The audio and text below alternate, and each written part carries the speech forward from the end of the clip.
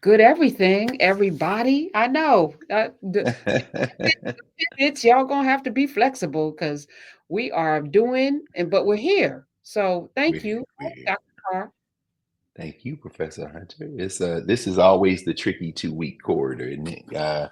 What are the times that matched up? I didn't want to take a chance tomorrow morning, although it's already the 9th of August here, 1:02 a.m., which isn't it's still a couple of hours earlier than office hours this week. So, um, but yeah, I don't want to take a chance because tomorrow we're going to the Valley of the Rulers. We're going to see the tombs of Tutankhamun and Seti the First and several others, and then we'll go to Hatshepsut's temple, and we'll probably be out because 7 in the morning there is 8, 9, 10, 11, 12, 1, 2, 2 in the afternoon here. So we'll probably be out. So I didn't want to take a chance that we would be out. No, I So appreciate it. I listen, yeah, I'm good. I was saying you look like you're in a regular place and yeah. you're all the way in Africa.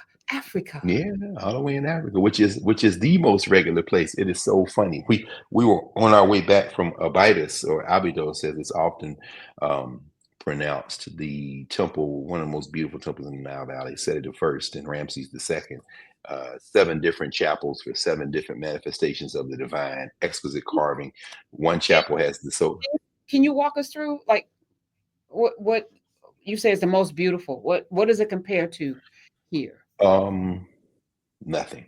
There's Okay. nothing there that could compare to City First. But in terms of trying to make a comparison, I suppose you could talk about cathedrals. Although what we're seeing is the foundation for what we call cathedrals, the whole notion of a vestibule, a chapel, an inner sanctum, all that, even an offering table. We were standing at Tep's Mastaba talking about that. You see the offering table, and that's in front of the spirit door, or where this European Egyptologists call it the false door, but really it's a gateway to the next level of existence. And before it, you often see offering tables.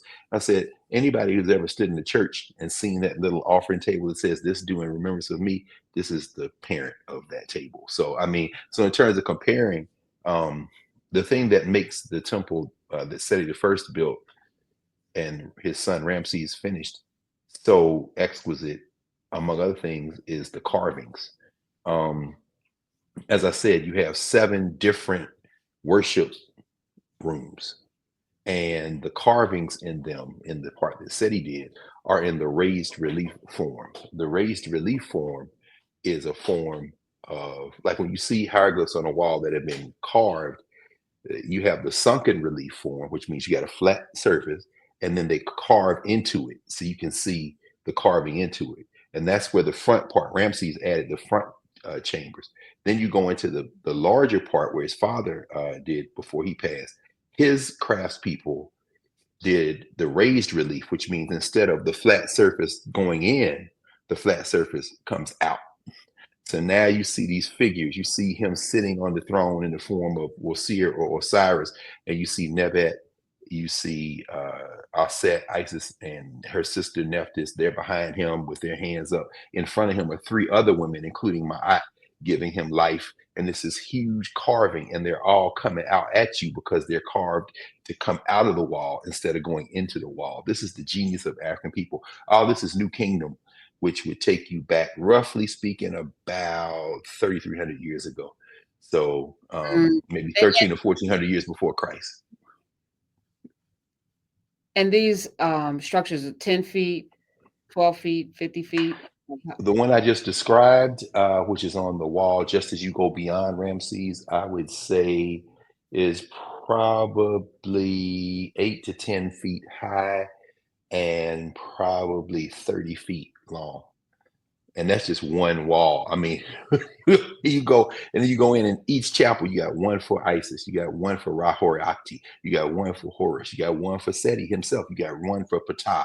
Each one of those manifestations of the divine represents a power center in the Nile Valley.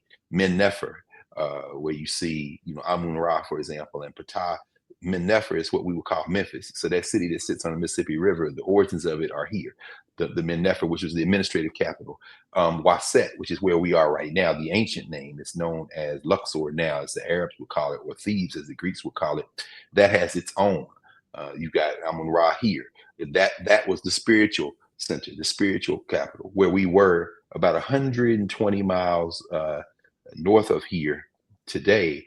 Abydos, that's where they say is the birthplace of Osir or Osiris. So the whole Osiris story, you see the story of the so-called Immaculate Conception, the whole idea that, Isis got pregnant in the spirit realm and gave birth to Heru after Set had killed his brother. I mean, all that's there. So what Seti did was, these aren't just worship chambers. Each one of them represents a center of power in Kemet. So he consolidated the political power in terms of like the social structure of the country, but he put it in the context of the ways of knowing.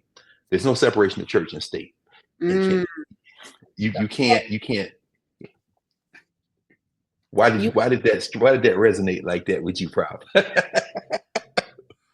Well, we're sitting in something now in the United States that's crumbling, and to look at the ancient ways, I was thinking, you guys are going through looking, what did they do 3,000-4,000 years ago? Were they viewing it like we view museum artifacts, or was it a place where people did gather like a cathedral or a church? Well, that's a great question. They gathered. And this is a conversation we were having yesterday. We were at the two major centers here in Waset. It's funny. So this is the Was. This is a kind of example of a Was scepter. This is the symbol for Was, or power. When we say Ankh Uja Seneb, for example, you see the Ankh there, and this is the Jed for stability. You may have these little things all over the Nile Valley, but the Was scepter. You buy that there, or did you bring that? Oh yeah. This is one I just picked up for a couple of dollars. I'll bring a few of these back. But the Waset, the scepter, the power center, the spiritual center is where we are now. I said the Greeks called it Thebes, and the Arabs called it Luxor. There are two major temples here. One is known as the largest outdoor museum in the world. It's a temple complex that every pharaoh had to add to. So you see it just stretch on, stretch on, stretch on. You see all these temples, these colonnades, everybody. And then the smaller temple complex is maybe a couple of miles, maybe a mile and a half away from that. And that's what they call Southern Opet or Luxor now. The other one I'm talking about is Pet Isut, which is called the most selective places. And between them is an avenue of rams. So you see these sphinxes with ram heads that stretch all the way down from both, because they would have their festival days, they would go back and forth. Nobody's allowed in those temples except the royal family and the priests. And the priests were people who worked other jobs, but then they had to maintain the temple, except on the festival days. On the festival days, everybody can come into the space. And so you bring your offerings, you bring your prayers, it's like going to church. And so when you stand there in these massive places, and the smaller one began under Amenhotep III, his wife T is that beautiful African woman with the afro. In fact, her Saku, which we had a long conversation about that too, because they have 22 bodies of Africans in Cairo. We flew from Cairo day before yesterday to come here. And we went to the Museum of Egyptian Civilization, and they have a room where they have these royal saku. Saku is the word that the people of Kemet would use. We called it mummies, which was hilarious because we've got some young people here. We've got young folks as young as in their single digits, 7 or 8 years old. We've got a couple of early teens, 12, preteens, 12, 13. We got some late teenagers, some early 20 somethings, and some 30s, 40s, 50s, 60s, all the way up to licking the edge of 80s. So it's very intergenerational. But somebody was saying while we were there, I remember watching that movie, The Mummy, and they named the villain Imhotep. And of course they did, because this is the idea of reinforcing that this is a scary thing. Now, we had a serious conversation, as we always do, about what are the moral implications of looking at people's physical remains who passed away 3,500 years ago, close to 4,000 years ago. There's more time between the oldest of those Saku and the year zero, the birth of Christ, close to more time as there is between the birth of Christ and where we are today. That's how old. But one of those bodies is Queen T. You see almost never Tara. You see her twists, her braided twists, and you realize these are black people. You ain't got to worry about skin color. Look at their hair. So anyway, I mentioned that because Amenhotep and T began to build what we now call Southern Opet or Luxor, and then their son Akhenaten. And then after that, their grandson, Tutankhamun, who we call King Tut, and he come forward. Now, all that to answer your question in that context, there's hierarchy in this society. It is a huge society. It's a massive society, a massive bureaucracy. And yet, and I was saying this the other night, I gave the talk last night about this in context. You don't build a society this massive, this monumental in terms of just the traces that are left. And these are fragments, as impressive as they are, pyramids, but these are ruins. Obviously, you don't build anything like that through coercion. No slaves built these pyramids. You have to invite people to participate in a society like this. They have to see themselves as part of a broader national concept, national project. At the center of that, Jacob Carruthers would say, was education, which is one of the things I'm going to talk about. The education, he would call, Jacob Carruthers said, education is governance. In other words, how you educate people is how you bring them into the concept that we have a family, we are part of a community. So with that type of attitude, the temples become the glue. So when you go into that temple, you're not just going as someone who is praying, who is worshiping. You're going as someone who is participating in a society that is being built by you and everybody else in it.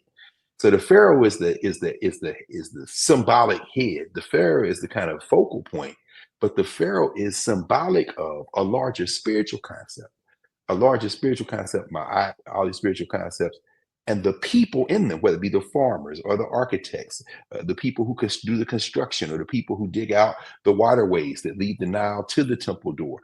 All those people say, if my job isn't done, nobody else's job gets done. So they're working together. The idea that you would exclude somebody based on where they came from, or the idea that you would exclude them, is absurd. And if you think about it, set all that aside and put it in the context of something that's much more familiar to many people now in terms of ways of knowing. Think about Christianity. The metaphorical story of Joseph is a metaphor about inclusion. It was your brother sold you out, but it wasn't the Egyptians. This guy got skills. Bring him in and let him talk. So even the idea somehow that the Egyptians are bad guys, did you read the story? The Egyptians aren't the one who sold. His brothers are the ones. The Egyptians are like, hey man, if you can think, we need you in this society. So it's and so then of course they turned we saw the Miriam Patah stela, which is the one where they say the name Israel is mentioned, but of course we have Mario Beatty. So all that got wiped out in about 3 seconds. So it's like, let's look at this. Let's read this. It's like, so all this myth making is disabuse, but I bring that up to say that when you ask the question, people ask, who is the Pharaoh of the Exodus?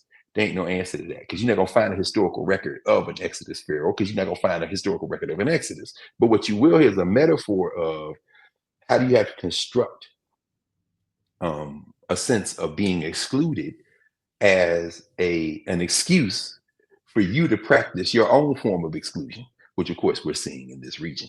So I mean, but that's not what you're gonna find here. If you could do something, they bring you in, Kemet, and those temples are part of just to reconstruct some things, like how did those stories even become the myths to begin? Like when you said that, it just struck.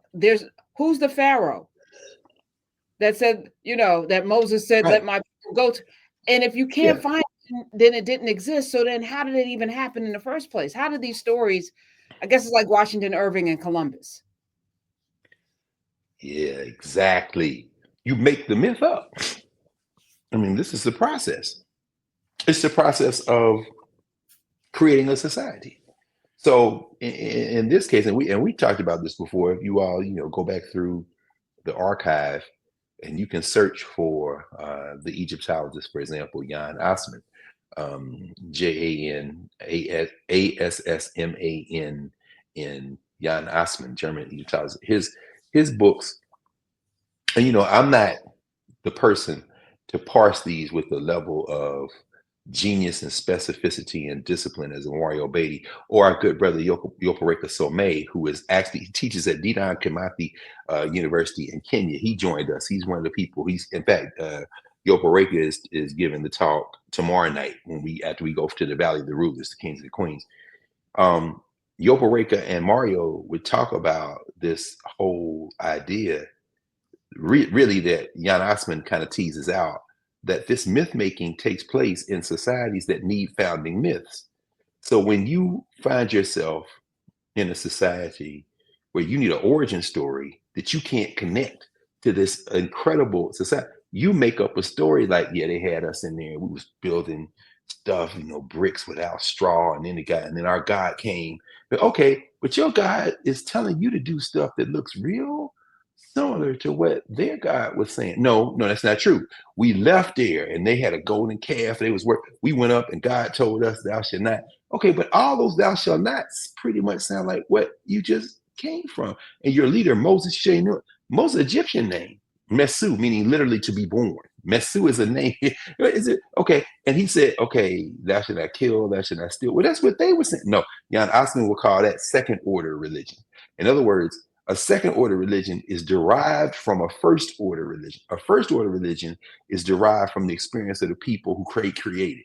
So the Egyptians make up all these stories. They tie them to astronomy. They tie them to architecture. All their stories are myths, but the myths are tied to the science. So even the idea that you would separate science and religion doesn't make any sense to them. When they're telling you stories about Isis and Osiris, they're really metaphors for the flooding of the Nile, how the stars move through the sky. It's very scientific. Well, the people who call themselves needing to have an origin story take those stories. When you read Genesis and Leviticus, Deuteronomy, Numbers, and Exodus, particularly Genesis, the founding story in Genesis, the face of the deep, the water, the darkness, let there be light, that's the Noon. It's the primeval Noon. It's the Egyptian story. But then they took it, but then they need a breaking point. So by the time you get to Exodus, they done gone through all their wandering. Then they got Moses, who was born and they raised in the Egyptian house. And then they turn them. And then he says, okay, the second order religion says, we're going to take your stories, the one y'all original people who made this up, and we're going to claim them, but we need a moment that allows us to claim them as our original stories. So we're going to say that you persecuted us and we used God to beat you. And then we're going to take your stories and say, well, they really are stories. It's very simple. People do that across time and space. You mentioned Columbus. Absolutely. You mentioned Washington Irving. You mentioned the creation of a Christopher Columbus myth. Well, it's what Trump and them are doing, which I love. I embrace it. I'm excited about it. The idea that you need a pure creation story with your George Washington never having captives. So you want to scrub out on the Judge and Hercules and them down there at the National Independence Mall. Go do it, baby. I love you for that. Because what you're going to do is, what you're revealing to everyone is, you can't be trusted to live in community. First of all, you're not going to succeed. It never succeeds in history. But what you're doing is you're disqualifying yourself for doing anything other than being contained. We ain't going to harm you, but you can't be allowed to tell the story because you can't deal with the fact that we all live on this earth.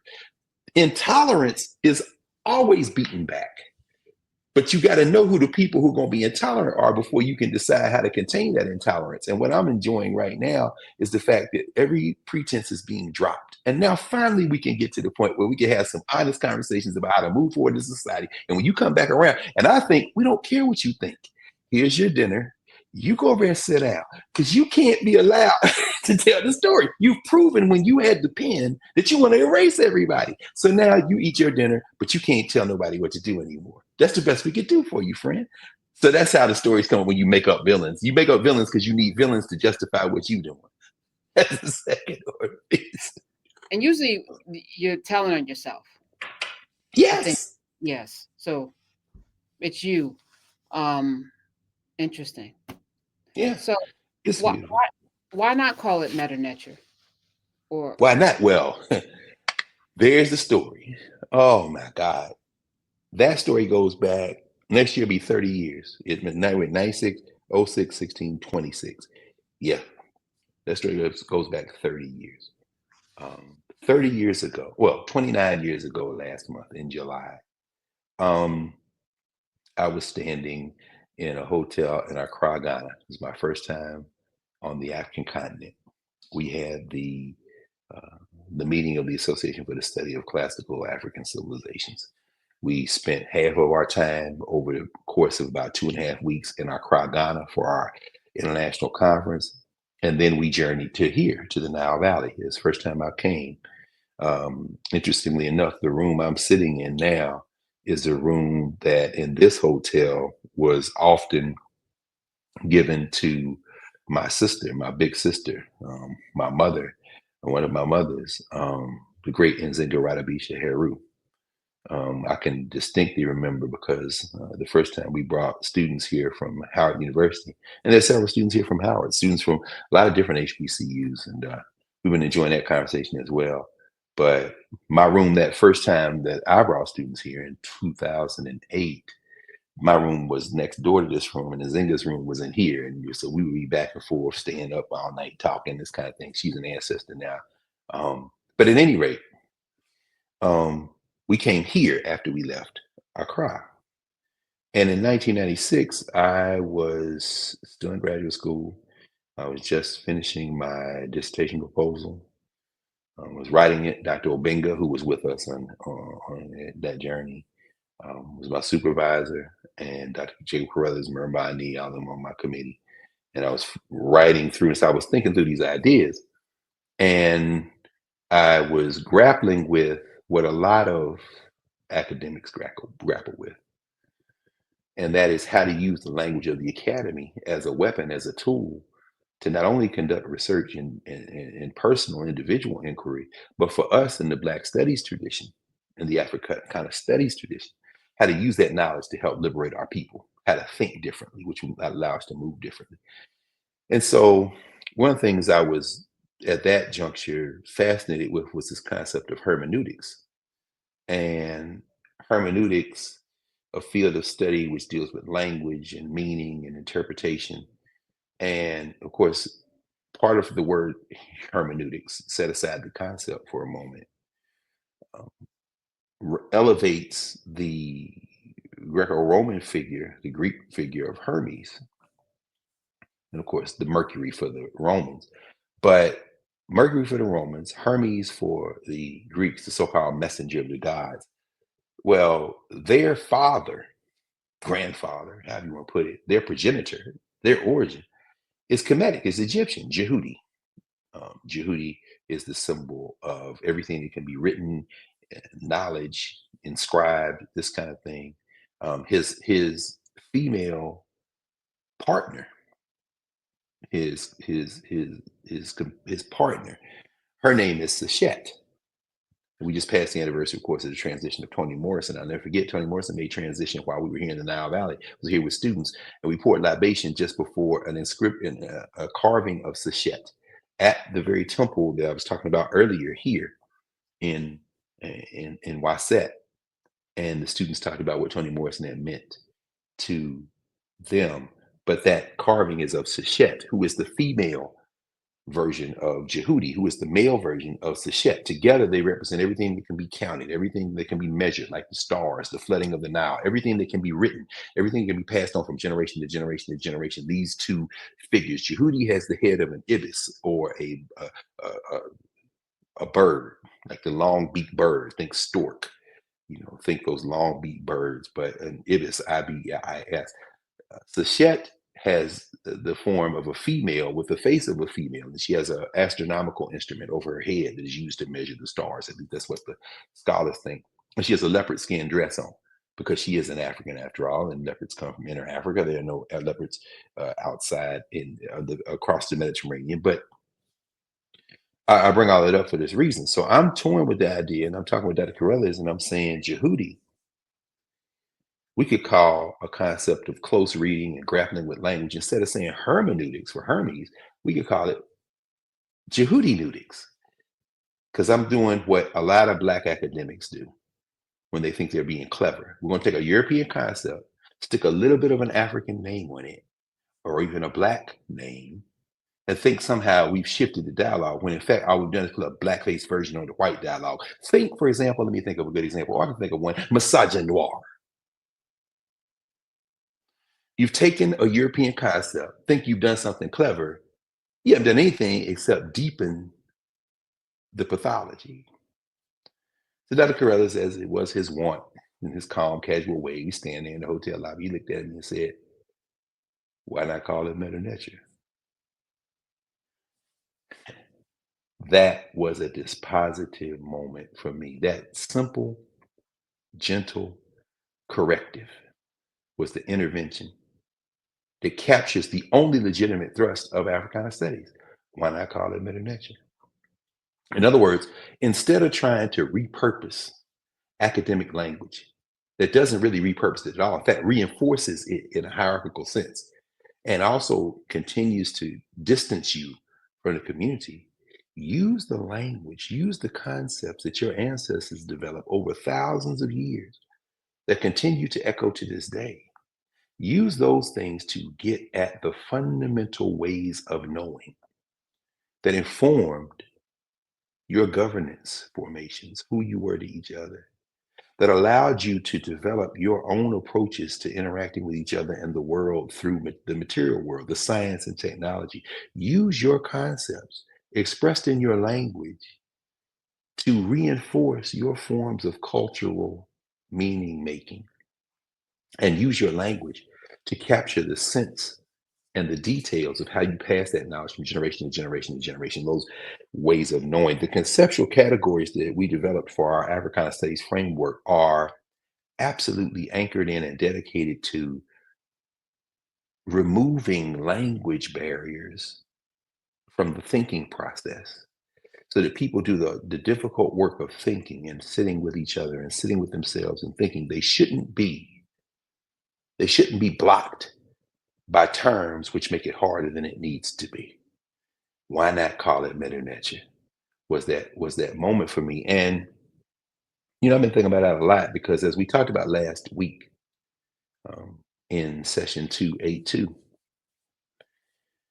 when I left the United States a week ago, and we landed here in Cairo, these nearly 130 beautiful souls from all over the United States and the African world.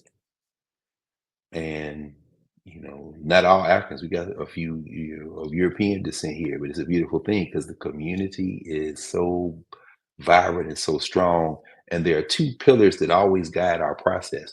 One is the travel and being in the place and absorbing the information and kind of being exposed and being reinforced in some things we knew and learn things we didn't know. That's a process that has been going on since Joseph Ben Jochannan came here in the 1950s and late 40s. That's a process that has been going on since Louis Armstrong and Paul and S.E. Robeson and Wilmot Blyden have been coming here since the 19th century. That's a process that we are continuing now. So that's one pillar. The other pillar is the process of getting to know each other while we do that. The 2024 group that journeyed here, for example, started uh, a WhatsApp community that continues to be vibrant. People celebrating each other's birthday, celebrating the ascensions of ancestors and their families and communities, trading information on when events are taking place, and finding, well, I'm gonna be in your city, I'm gonna be in your city. Same thing is gonna happen here with this group, this 2025 group, and then we can link that group to the 2024 group. We're building community. So those two things are taking place at the same time. Uh, and I don't want to, get too much in great detail about this. I'll talk more about it after we get back to the States. But some of the conversations, for example, that I've been able to hear and be a part of and absorb, I mean, people talking about people in their family who we've talked about here in class over the arc of these coming up soon on 6 years. And those conversations being tied to living, breathing people, names that would make you would give you pause to say, my God, really? Yeah, absolutely. But names that are now, for me, even more real because now blood relatives, descendants of these powerful ancestors, these people we've talked about, sometimes even only in passing. But what brought it together was the community of this metronome, what we're doing week after week after week after week, and now with Nubia and the narrative, tying that together. And then with the broader community, people who say, my grandmother never misses works the overnight shift, turns on the YouTube and listens and doesn't miss. Was introduced and now is part of this community. People saying I'd never heard of this conversation before Nubia. So now I'm here. And so all that's good. That's the second pillar. Those two pillars together are not just formidable and not just transformative. They are essential to our people. And every place you go in the Nile Valley, when you go to this different sites, they give you an entry ticket. These are the ones we've been at so far. I mean, this is the National Museum of Egyptian Civilization. You see that? That's the ticket they get to scan you in. This is Mennefer or Memphis. You see Heru there. You take that. They scan you in there. This is where we were today, Abidas Temple. This is the temple of Seti the First. They scan you in there. So all this has happened in basically 5 days because we landed, we got to the hotel, we rested that night. The next day we hit the ground running, pyramids, Hufu, Hafre, Menkaure. Today we were at Dendera, the temple for Heru, so-called Hathor. Where you see the Dendera Zodiac, Karnak Temple. This is where I was telling you all the big temple complex here. That's where we were. Saqqara, of course, the Step Pyramid, Imhotep, who, the movies want to make into a villain, but he is the grandest architect of far antiquity, 2500, 2600, 2700 BC. There is maybe 600 years, but 600 more years between when Imhotep built that Step Pyramid, which puts that in the conversation, and Jesus, than there is between Jesus and now. That's how old these people are. The Grand Egyptian Museum, which is open now. The soft open is over. The grand opening, they're going to have the formal grand opening, looks like in November. But we have been able to tour the entire Grand Egyptian Museum. Ran into the good sister Felicia Hoppy and a crew of about 94 Africans who had journeyed. They were in Ghana most of the time. They were there for about a week and a half, apparently. And then they said, well, since we're over here, let's go over to the east side and go to Kemet. So as we're coming in the Grand Egyptian Museum, I hear Kimathi. I look around. It's my man, James Small, Professor James Small. And it was good to see him. He had two of his granddaughters with him. Shout out to his granddaughter who this fall, actually this week, is moving into her first year at Norfolk State University. Behold the green and gold. I said, y'all gonna have a hot time down there with Mike Vick and them. She said, yeah, all my cousins and them are saying they coming down for Norfolk homecoming. Now we staying in Kemet in Egypt at the Grand Egyptian Museum, which is incredible. Just in fact, wait, the front end ticket is the statue of Ramses II that's in the foyer when you come in. The pyramids, of course, this is the ticket for the pyramids. These look the same on the front, but it's the pyramids ticket. But at any rate, this is most of them. I keep them together because I have my little journal. I get a book and start scribing that notes. So we'll talk more about all these things as we continue. Luxor Temple in there as well. But in that process, I've been writing in between. A lot of us have. You journey and you're having conversations. And that Accra interlude from 29 years ago, this July, that hermeneutics. What about hermeneutics? Why not call it meta-nature? Snapped it into place for me. One of the things that I've been spending a lot of time thinking about, and I remember last week we talked about this, the books I was packing, the things I wanted to think about, and it only just is activated by the conversations we're having on site, at meals, on the buses in between. The conversations that we've been having are just kind of triggering my mind to think about what I talked about last week, which is the inversion of my calendar. For an academic, for a person who kind of shows up in the world and imagines themselves as an academic, as a teacher, you got a fall term and a spring term and a summer term and a winter break. Well, those things do form a calendar year, but they no longer shape how I move through the world. The summer has emerged, particularly because of travel and being in community with people, as the center of my year, of my calendar year, of that kind of ritual. And then what this study tour does is allow me some time to sit and contemplate the things that have taken place between the study tour years, and bring all that things together for momentum of memory. Well, one of the things I was reading while I've been here was a reread, actually, of a preface I often return to when I'm getting ready to rewrite syllabi. It's there's a series of books that were published by the French thinker Michel Foucault, his lectures before the Collège de France. In the Collège de France, the chair he held in the late 60s and through the 1970s up into the early 80s, the chair that Michel Foucault held at the Collège de France was basically required him to conduct public lectures, and he could then develop a seminar out of them. But his public lectures basically consisted of him coming into auditorium. And in this case, it was an auditorium at the College de France, which seated about maybe 500 people, and it would be stuffed to 800 people or more. And they have tape recorders and stuff. He would come in, pull out his notes, basically read with no improvisation throughout his notes what his research had been the previous year. He got like 12 hours over the course of this weekly seminar or Wednesday seminar to do this. And then for an hour, a little bit over an hour, then he finished, and then that would be it.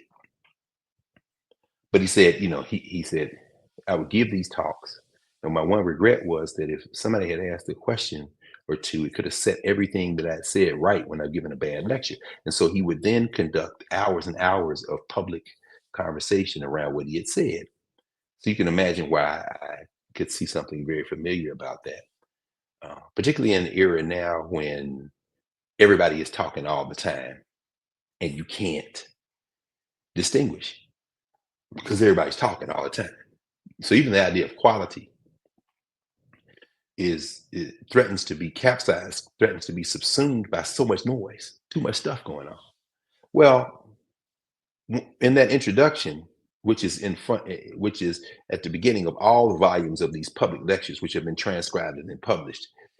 Well, when that introduction describes Foucault's process, rushing in that room with 800 auditors from across France, and by the way, the College de France, for the chair that he held, you couldn't register for the course because it's not a course to register for. There was no grading. And everybody wasn't called students, they were called auditors. You're there listening. And everybody was invited. It wasn't just people who were at the College de France. It was regular folk who just walking around the streets want to come in, anybody visiting people from around the world, and they would come. But this coming to that room, reciting these lectures, and then rushing through with no improvisation for 12 hours over the arc of all these weeks to a hushed audience, setting out this program of what I've been researching for a year. I find that inspiring, but not sufficient. So it was Foucault, remember I said a minute ago when you asked Prof about, why not Mdw Ntr, it was Foucault that had prompted me to think about hermeneutics, and I wanted to change it to Jehudineutics, thinking we could get an African version of that and move forward. It was Foucault, or who Dr. Carruthers used to clown and call Foucault. He would do that on purpose, kind of, defamiliarizing, as some of the people who play with language would call it. But it was Foucault that animated me to ask that question of Dr. Carruthers of Baba Jetty there in that Accra hotel lobby. Because I was so excited because I'm an academic, after all, why not call him Mdw Ntr? And that just opened my mind, that simple corrective gesture. And so that's where I want to go today for a moment. Because what we're talking about with this study abroad, this continuation of decades of work, now in a new season, a new iteration that is so extremely powerful.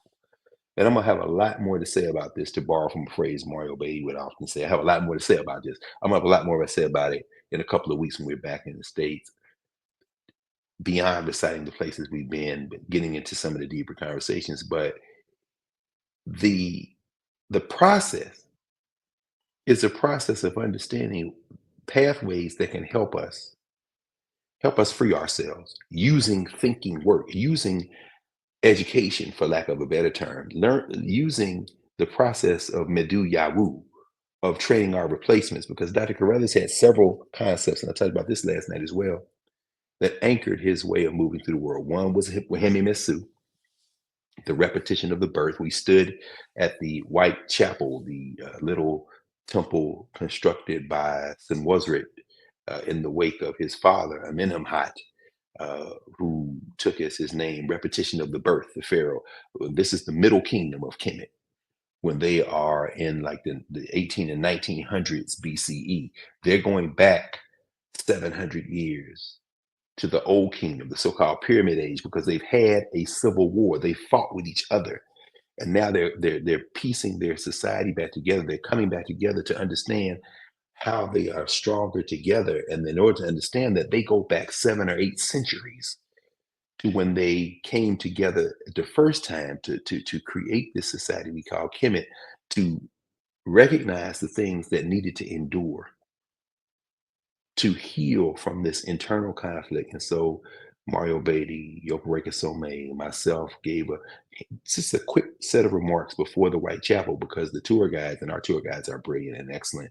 They have been the ones guiding us through the Nile Valley. And when you're on sites, the tour guides are the ones who talk. The people who are coming through don't talk. We talk at night when we're all together and just kind of debriefing and having conversation. And in moments like this, so we really didn't talk as much as we did kind of as we were walking, talk to each other. So that having been said, the the concept that was raised by the guys is this concept of Waham and Misu. That's one thing Dr. Carruthers always talk about. How do you repeat the birth? We don't use the European term Renaissance. It's not necessary, not because it's a bad thing. It's great to be talking about rebirth. We don't need the Latin because there are no Romans in 1900 and 2000 and 21 and 2200 BCE. There are no Romans in 2700 BC. There ain't no Romans in the Nile Valley until 2 millennia after that, almost. So we don't really need to, we shouldn't even be trying to shoehorn our concepts into that. So Waham is one. Mdw Ntr, of course, the idea of divine speech, the writing system, the concepts of divine speech. That's another concept that Dr. Rosa always talked about. Sebait, teachings, how you pass information, how you pass knowledge, wisdom from generation to generation to generation to generation. Sebait, teachings. And we talked about Ptah before we went to his Mastaba. And Mdw, training your replacement. So you can say education, or you can say Mdw. In other words, we're pouring the knowledge into the next generation. The next generation is pouring their experiences into us. And through that divine dialogue, we are equipping that next generation to take the next cycle of life. This is the purpose. This is why Jacob Carruthers, in his first presidential address before the Association for the Study of Classical African Civilizations, you can get your hands on a book called Kemet and the African Worldview, which is the conference proceedings of that first ASCAC conference. You can read Dr. Carruthers' presidential address, where he talks about the idea of governance in ancient Kemet. And one of the things he says is governance comes down to education. How to move through a society, how to be responsible as an official, how to have a role in a society that is indispensable, and how to practice being in a society where everybody counts and everybody is necessary. To do that, you need education. You need to be equipped to understand your role in a society and to grow in your own potential and to contribute your gifts to this society. And to use a metaphor often raised by a brilliant comrade, sister, and friend of mine, to bring your brick. That is the purpose. You got to know. So this idea then of doing that is at the center of this inverted, this remade, this reconceived rhythm of the year. And I find myself in this culmination of a summer of reflection and road work and community building led up to right now. So today, what I thought we'd do just for a few more minutes is talk about the implications of what that means for me and what that means for the months ahead.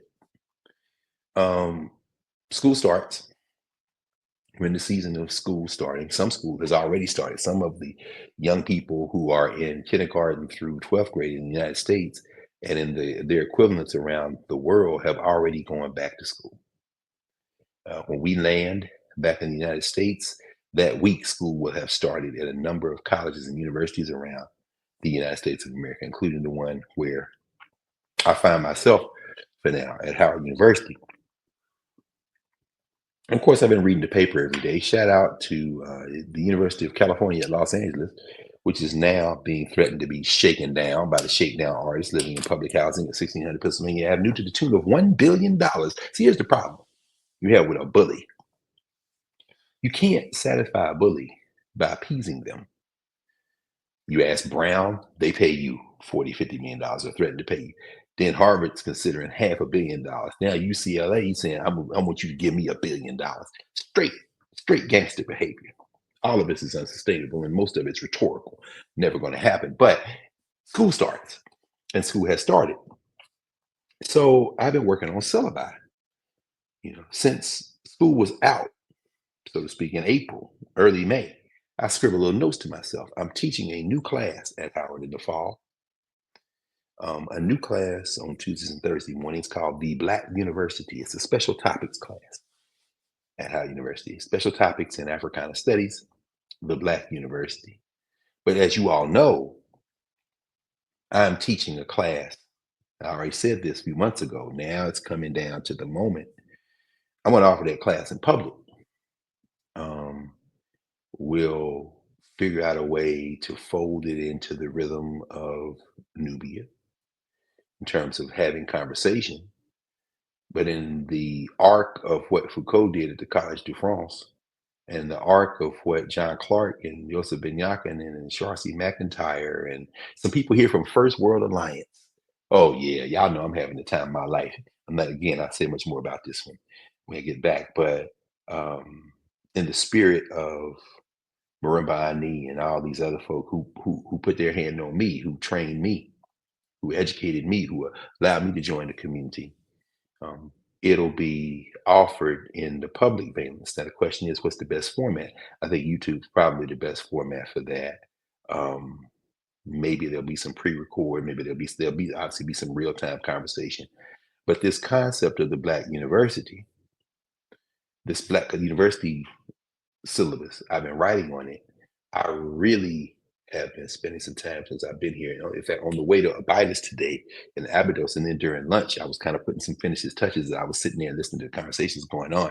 And that syllabus is something that I'm very excited about, carving out what probably will project out in the public one, the much broader one, which is very necessary to be a 14 to 18 week course of study. One that begins with considering the learning foundations of African people, because our objective is to look at these learning formations. And I'm using the concept of Black University for a very specific reason I'll get to in a moment. But I wanted to talk about that right now, publicly, right now, because I want to put this marker down and have people be aware. Because we jailbroke the Black University. It's jailbroken. Look at what we're doing. Look at what all of us are doing. This ain't just me. This isn't just Prof. Hunter. This is all of us. And every time that I'm in a space like I'm in now with this annual study moment where all these people from all these various backgrounds come together for this single purpose and then begin to know more about each other as we are journeying in this conversation with our anchoring foundational kind of journey. As we're doing that, what begins to emerge is how all the conversations that we have here regularly are enlivening folk to contribute their conversations. The community is being built in real time. And so in this course, these Black learning formations I want to anchor are going to be anchored and evoked and studied in the context of global formations. So European, indigenous, Asian, we remember these different formations. And we're going to start with a Kemetic foundation in some ways. We'll look at the Perant, the Permajat traditions, the Ptah, the scribe as scholar, Dr. Somé, Professor Somé, Dr. Yopareka Somé said this the other night. He says, people think of scribes as those who are scholars because they write. He said, no, scribe's a scholar because she's a scholar, meaning what? You know things through experience, through deep study, and you share those things with other people, and you receive the things they've learned, and you become symbolic of the process of perpetual study and discipline. So it's what separates the scribe in terms of her, his job in the society from everyone else is their ability to communicate what they have learned. It's very important to understand that.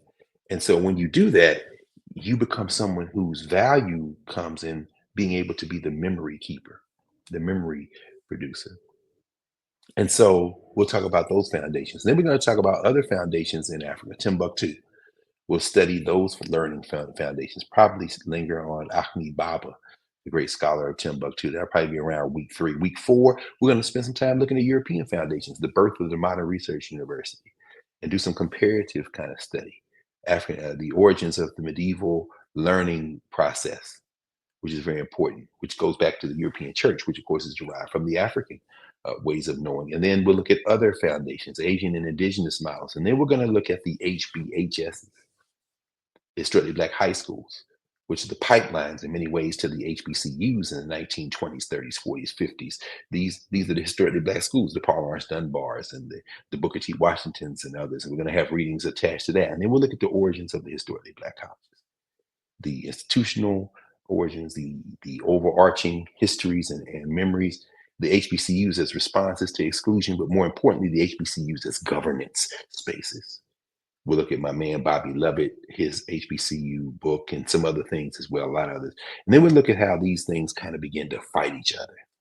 The new Negro movement in the 1920s and how that played out on campuses in terms of student protests, the student unrest in the 1940s, 50s, and 60s, all those traditions. The tradition of the Black faculty at HBCUs, the Black faculty at HBHSs, the Black faculty at HBESs, elementary schools, junior high schools, the idea of the scribe as learned person.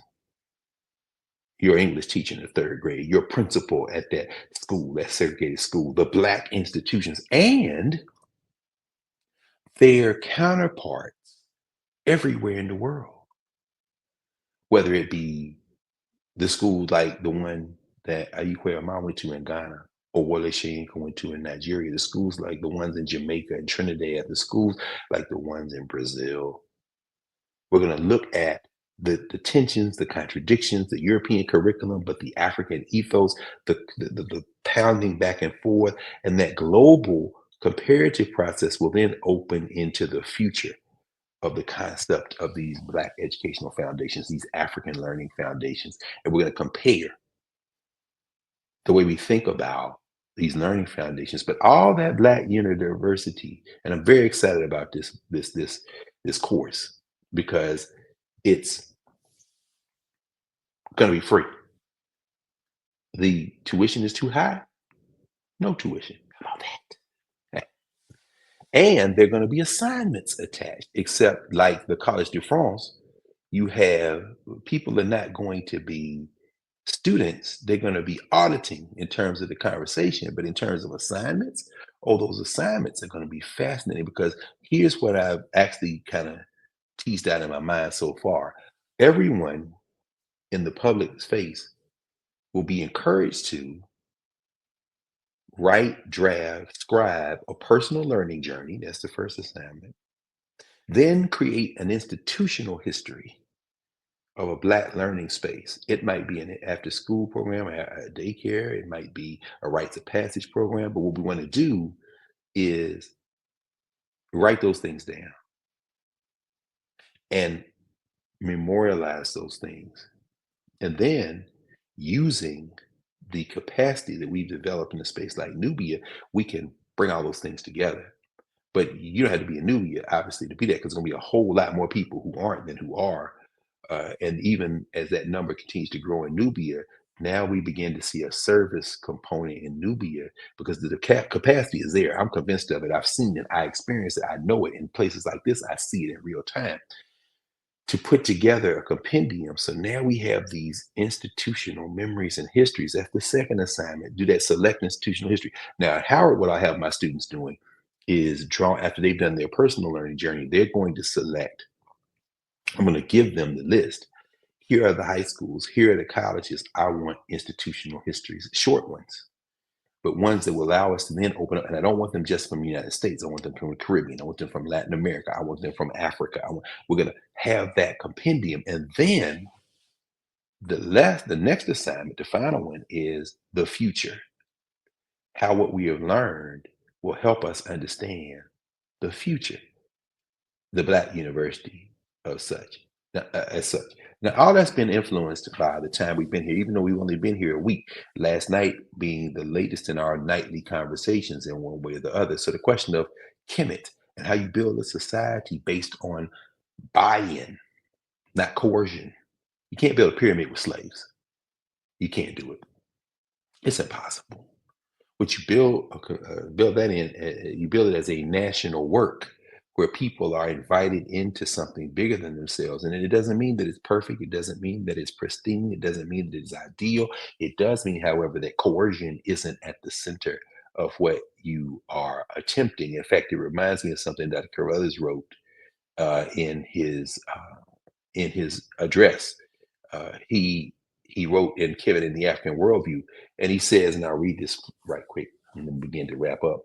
He says, but once actual disunity in a society, that is, occurs, wisdom itself is disunited. The wisdom that governance is education, his concept that governance is education, the wisdom that governance is education is challenged by the wisdom that governance requires might or force. See, that's what we're seeing now in places like the United States.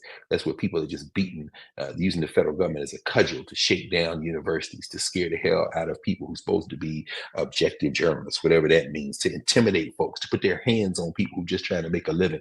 That's might or force, but that flies against the idea that governance is education. No, that flies against that idea. No, governance is force. Mm-mm.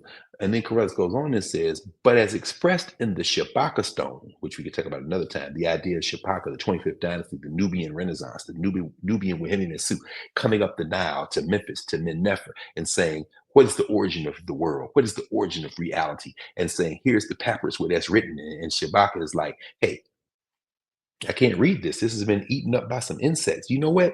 Get a piece of granite and write this on this thing forever. In the beginning. You read Genesis, you read the Shabbat stone, you read in Genesis what you read in Genesis.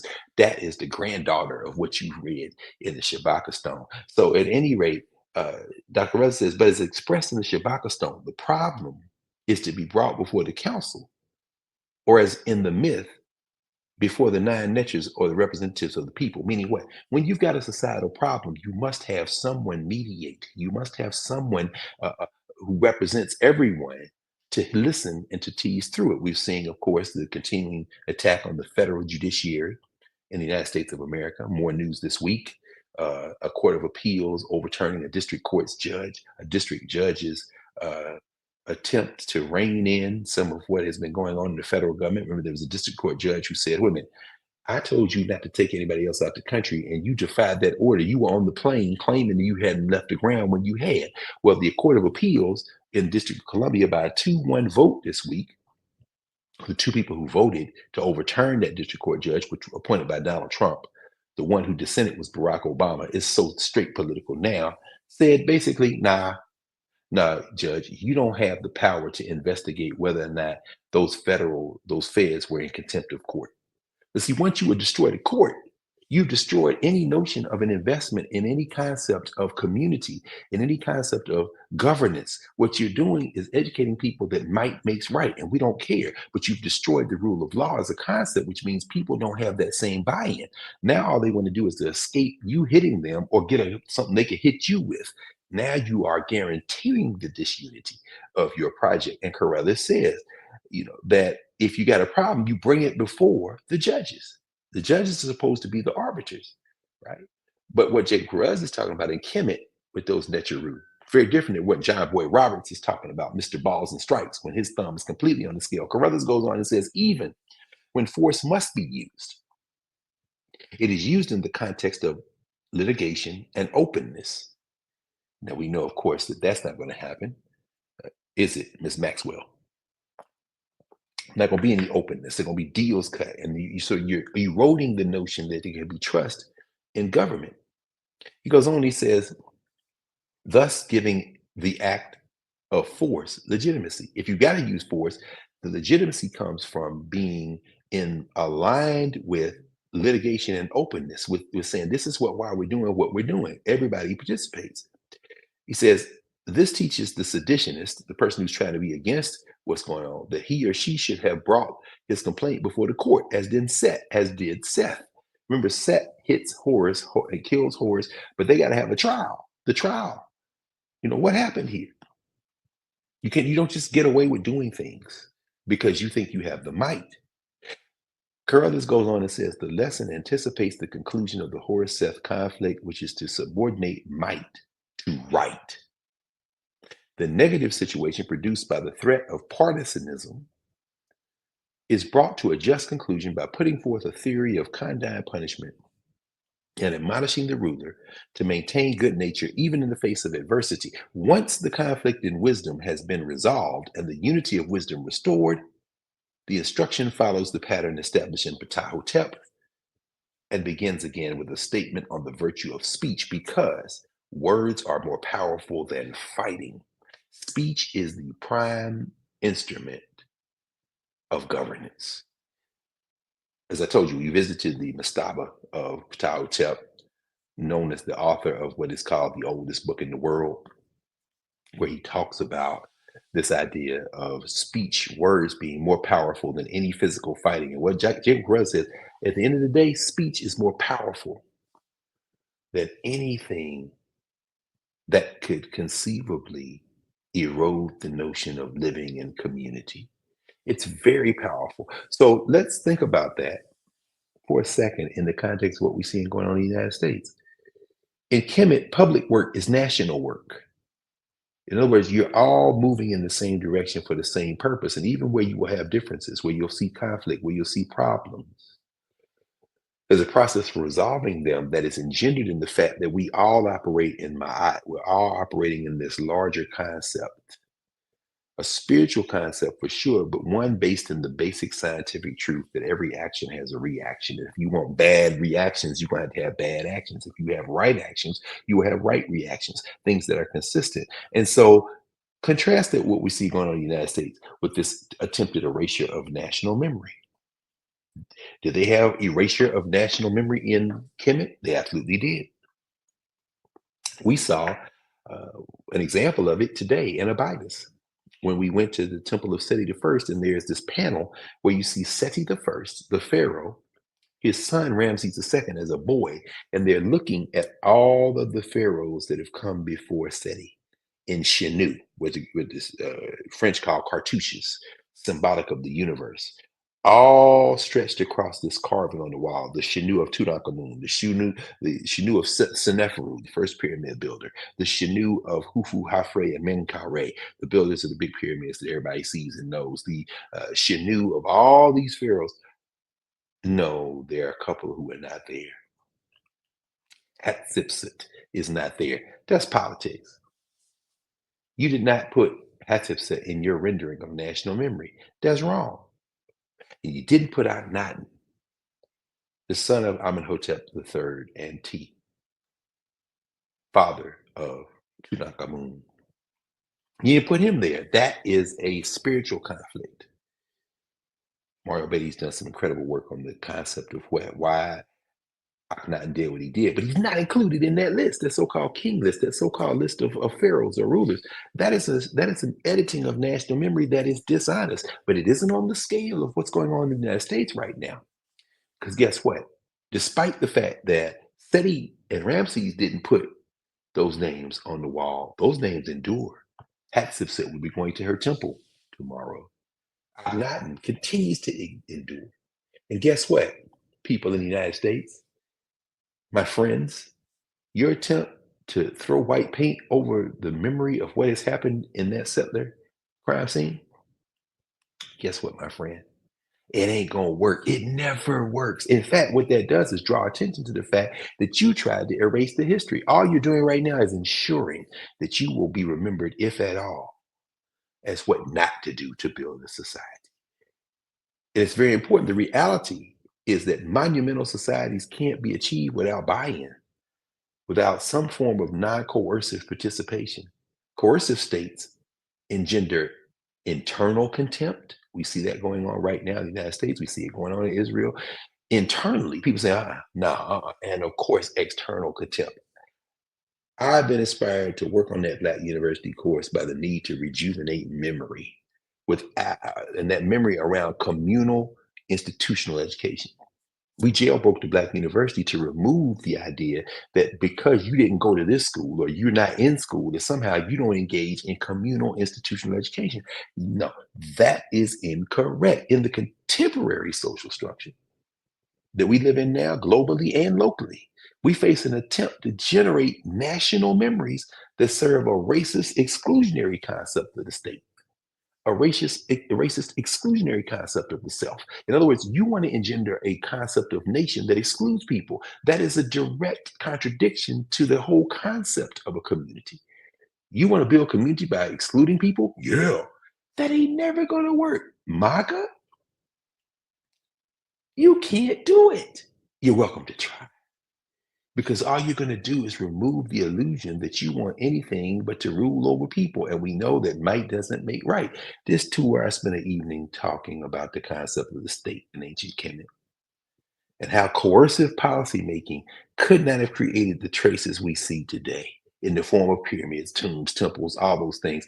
Quoting from Dr. Carruthers, really tried to get into this concept of education as governance. And if that's true, the concept, as we talked about last week, of a nation within a nation, when it's talking about the funeral of Officer Islam, Detective Islam, and how you see all these different elements in that moment. But those things find their highest expression in education. That's why the American education system has never been a system. It's a patchwork of many different elements. And now there's an attempt to sanitize it, which means you are going to destroy any possibility of buy in because people don't forget who they are simply because you want them to forget or you try to suppress them. It is why the white nationalists have chosen education as the pillar of their attacks. This is at the center of Project 2025. Certainly Russell Vogt, certainly Kevin Roberts. Education. We want to educate people into a form of identity that makes them subservient to what we want. It's why those who fight back must not compromise. The compromises reflect degrees to which white nationalism are part of the foundation of the national concept. You know why UCLA might consider writing a check for $1 billion, or Harvard for $500 million, or Brown or Columbia for millions of dollars? You know why they might consider writing it? Because part of the foundation of those institutions are white supremacy. Because if they weren't, you wouldn't even consider it for a split second. You would not capitulate to that. But because part of your national identity requires you to have erasures, all your gestures to the contrary notwithstanding, you wouldn't do it unless you thought there was something in there that you needed to preserve. Otherwise, explain why and how you do not immediately and automatically fight back. Now, as far as the Black institutions are concerned, in a moment like that.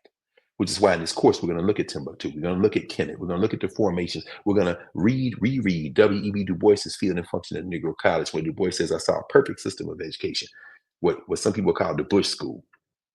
It's why we're going to look at the unreadiness in the Caribbean with the so-called Walter Rodney riots in Jamaica. We're going to look at what happened in Africa with the building of the Kenneth Dike School in Nigeria, or the Makerere School in East Africa, the attempt to rewrite and redo history and historical memory. All these attempts to push back against the idea that you're going to somehow subvert us, even as those contradictions, whether it be at Fort Hare in South Africa, which trained Nelson Mandela and Robert Mugabe and all these other folks, or whether it be in West Africa, in Nigeria and in Ghana, where you had these finishing schools, these boarding schools, where people like Soyinka and Armah went, where they tried to literally de-Africanize them, but then they couldn't because they were Africans. And so you see this pushback and this tension, all of it to the point that the future now of our education, particularly in terms of Africana education, is not in trying to compromise. It's impossible. The future is now to either be African, or as Jacob Carruthers would say, or certainly Asa Hilliard would say, to be African or not to be. Because you can't compromise and you certainly can't acquiesce, you can't assuage white nationalism. Because at the end of the day, white nationalism, which sees itself as supreme, is going to require even more of you. The minute you give an inch, they're going to take it all, or try to. And that leads to not just a bad place, that leads to an impossible place. So, as we kind of wrap up for now, I just want to re-emphasize that when Dr. Carruthers asked me, why not call it Mdw Ntr, what he was really asking is, why not embrace your full humanity? Not as a question of race, then about race. Not just as a question of culture, but it's a question of imagining the human possible without linking it to something that has proven itself incapable of embracing the human impossible. Our Nile Valley study tour continues the process of strengthening the work of Africana Studies as a tool for not only jailbreaking the university, but renewing the deeper traditions of community-centered education. That is what we are here for. We're against the social structure hell-bent on bending collective memory to serve exclusion, fear, and hatred. This moment affirms education as the highest expression of self-determination. We educate ourselves to be better humans in the world, and we root it in ancestral guidance and seeking to inspire other people to join us in liberating that knowledge from institutional restraints. That's why we're here, and that's why we'll continue. Plugging into the source code. I love it. I love it. Yes. Thank you. Oh, Prof. No, thank you. Thank you. It's wonderful. Mm. We'll be up and out. We got a wake up call at 4:30 this morning. So a couple of hours from now, because we got to get to the Valley of the Kings and Queens before the middle of the day, because ain't nothing like Ra, the sun, hitting that white hot sand at 110, 112 degrees. So we'll be gone from there. We go to the unfinished obelisk of Hatshepsut. Gonna go by my man at the major two of the major bookstores here in Luxor. Can't wait to see him. I have more to report on that next week. Office hours was good. Had a little bit of challenge with the internet, and understand it's still going on now. A little janky if y'all are kind of honing in. It's a little janky, but not the worst. Monday was pretty bad.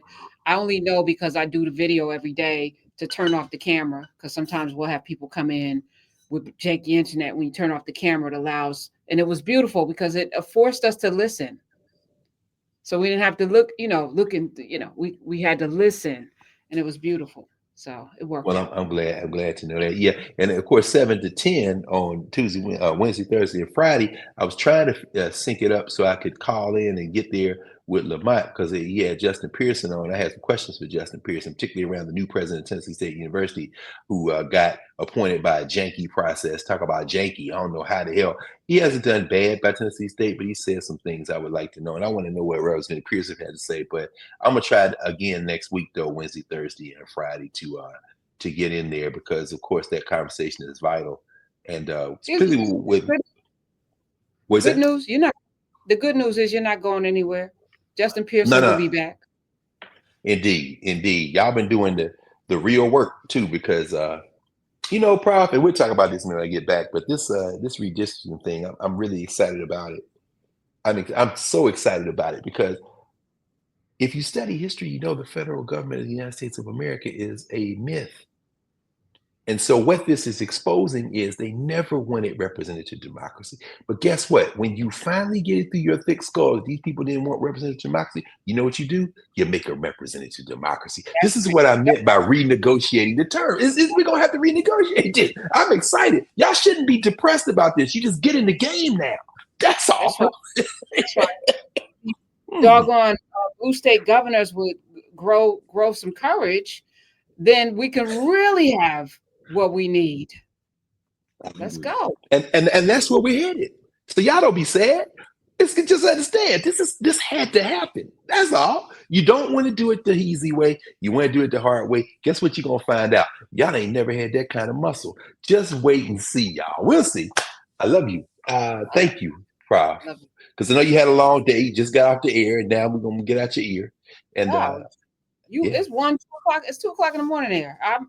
I'm I got a few hours before my bedtime. You get some rest, drink your water, take care of yourself, because we need you in full strength. Same here for you. We love you. Talk to you. See everybody Monday in office hours, and talk to you soon. All right, safe travels. Yes, ma'am. Thank you. Bye. Bye-bye.